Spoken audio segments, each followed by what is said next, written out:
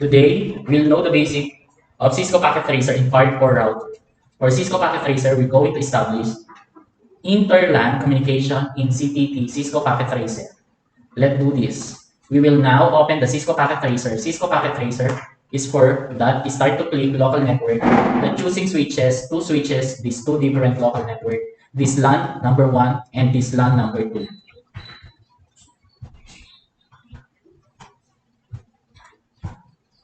Latest, how only click 6 PC, 1, 2, 3.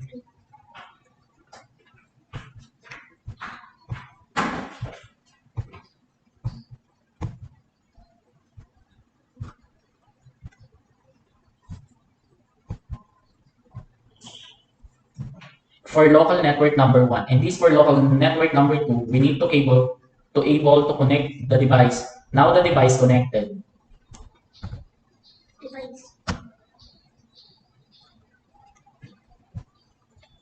Similarly, we can cable at use to connect the PC. We will establish the nuclear network for this PC. Let us use the IP address.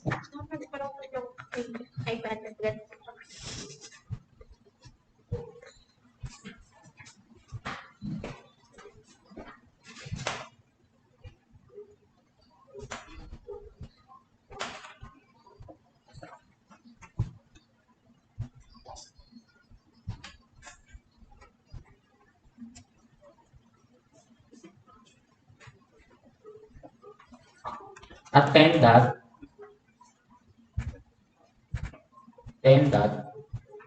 1. 10.10.1. This PC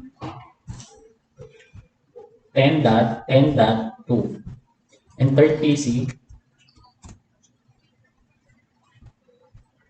let be 10.10.3. For this local network 2, this IP address to here 192.168.1.1.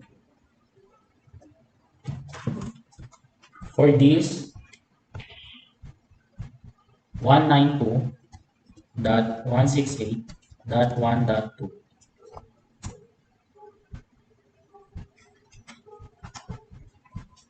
For the last PC, 192.168.1.3.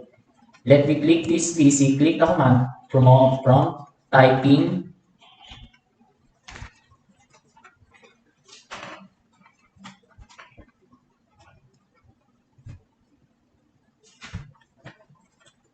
ten dot 0.0.3. Let's check the second PC, typing 10.10.2.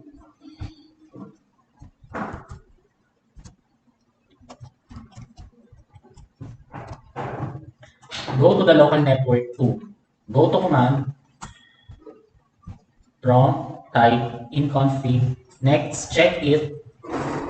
Ping 192.168.2.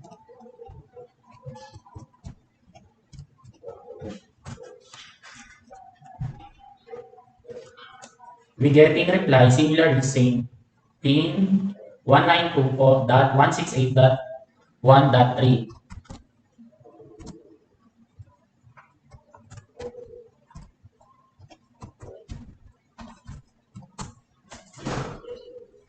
This local area network label like this LAN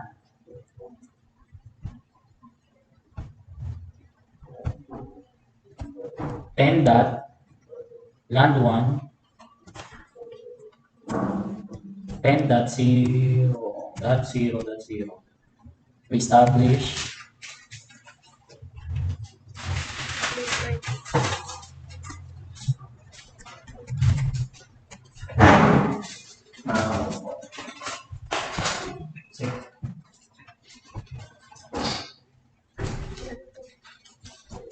Now, let's go to the router. Let me choose 2911.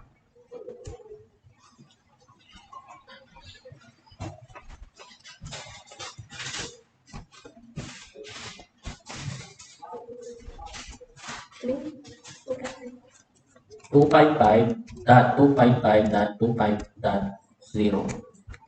Now, let's go to the router. Let me choose 2911. You click the router and you may turn on.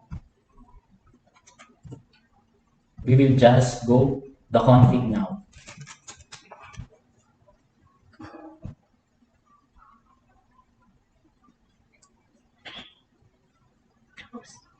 The devices now, and we can see in the router what can cable it use to connect router.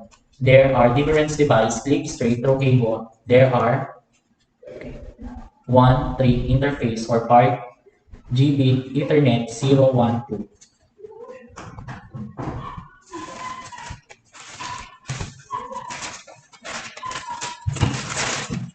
Let me plug Ethernet 0 and plug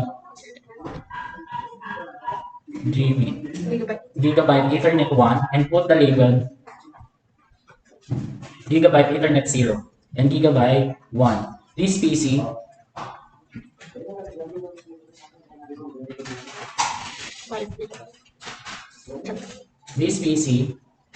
type 10 dot.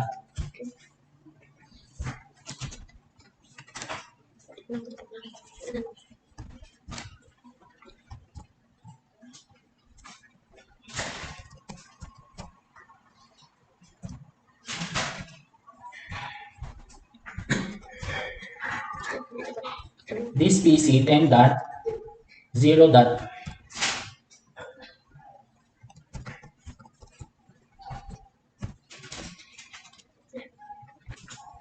10 dot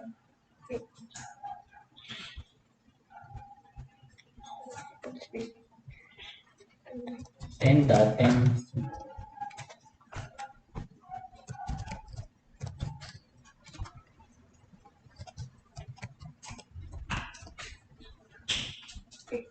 In the LAN 2, this PC 192.168.1.1 and 192.168.1.2 and 192.168.3 dot. In the Gigabyte Ethernet 0, need to address 10 dot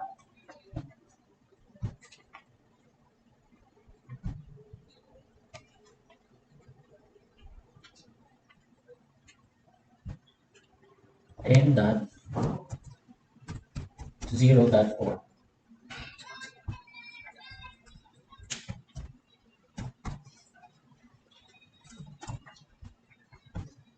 In this Gigabyte Ethernet 01 192.168.1.4, click the router, go to Gigabyte Ethernet.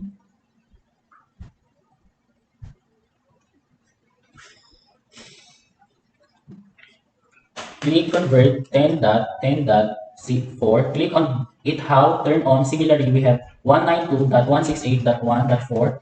Click this router and start assign 192.168.1.4. And we require to put on. For the second computer, pin 192.168.1. Next typing 192.168.1.2. You will travel the problem.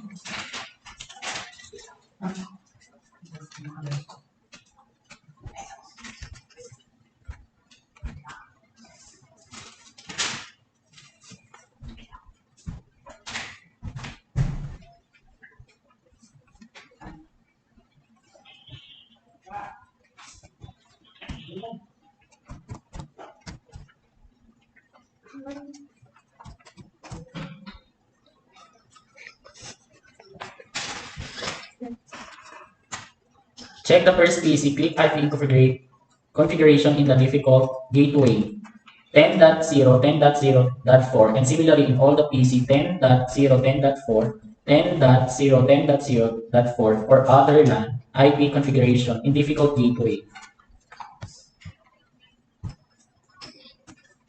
192,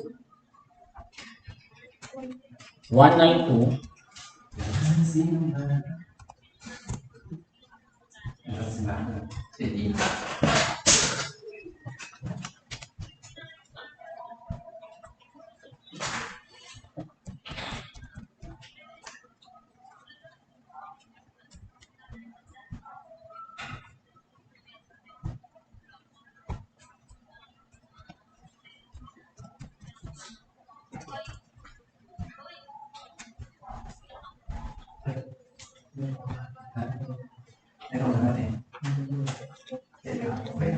we click command 192.168.1.4, 192.168.1.4, 192.168.1.4.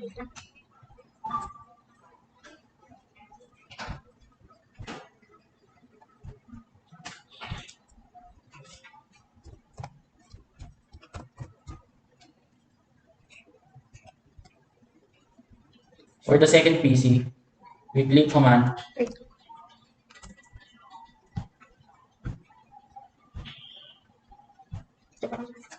prompt ping 192.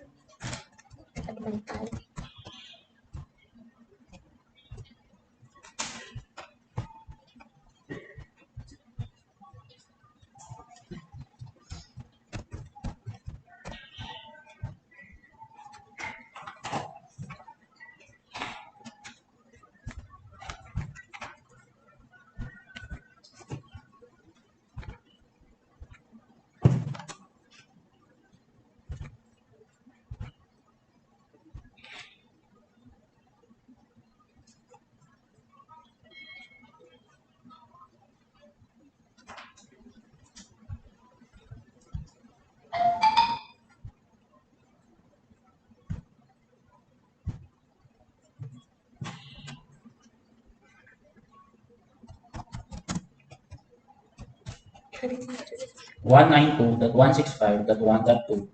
You can notice that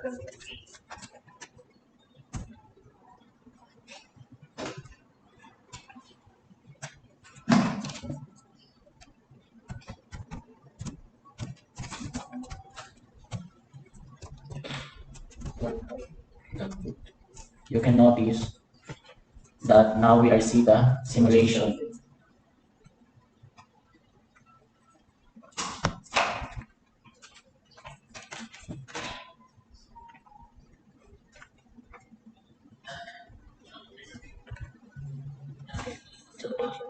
Let's go to the simulation and we're done real time. Click the data packet to first computer. I hope you understand how to connect, how to connect. I hope you understand how to connect two different LAN using router practically in Cisco Packet Tracer.